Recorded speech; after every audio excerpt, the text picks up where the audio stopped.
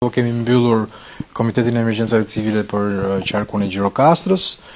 me të gjithë aparatin qendror dhe vendor, me pjesëmarrjen e gjitha bashkive të qarkut në drejtimin e prefektes, me policinë e shtetit, OSHE-n dhe të gjitha drejtoritë rajonale. Ç'është e vërteta,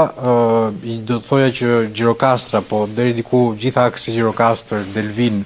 dhe Sarand ka njohur prurje masive dhe rreshje masive. Në qoftë se i bashkojmë të treja bashkit kanë qenë praktikisht Dropulli, Delvina dhe Saranda kanë njohur në 48 orët e fundit ndoshta rreshjet më intensive të këtyre ditëve në rang vendi. Ndaj kemi pasur dhe disa dukuri, rrëshqitje masive, qoftë rrugëve dytësore, rrugëve të fshatrave, dhe praktikisht toka në këto momente është pak si sfungjer nga pikpamja e gjeologjisë dhe formacionit dhe nënkupton edhe rrezik të shtuar, rrëshqitje të mëtejshme në orët në vijim dhe në ditët në vijim. Gjendemi në një front meteorologjik të tretë, mbas dy të parëve praktikisht i prekën në vendin që nga fillimi i javës.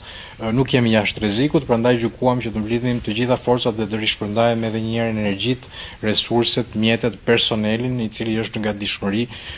dhe mund t'ju jap edhe detaje për sa i përket gatishmërisë në të gjitha bashkitë. Sa kapacitet kanë bashkitë e qarkut të Gjirokastrës dhe të Sarandës, Delvinës, përfshirë pra gjithë rajonin për të përballuar situatat emergjente? Në situatë emergjente bashkitë nuk janë asnjëherë vetëm, është një përpjekje përbashkët e pushtetit qendror dhe vendor, nën koordinimin e Agjencisë Kombëtare të Mbrojtjes Civile, dhe praktikisht ne kemi bërë dhe një dislokim forcash, përfshirë dhe forcat e armatosura, të cilat vinë me mjete, qoftë mjete fadroma ekskavator, qoftë mjete lundruese për evakuime, qoftë edhe personel shtesë. Dhe mund t'ju them që reparti Gërhotit po funksionon praktikisht një bazë mbështetëse të emergjencave civile për bashkitë e qarkut, jo vetëm qarkut Gjirokastrës, po edhe pjesën e Delvinës dhe Sarandës, siç e dini kemi edhe një situatë aty në nivelin e Çukës që praktikisht po bëhen punime rehabilitimi në mënyrë që të kufizohen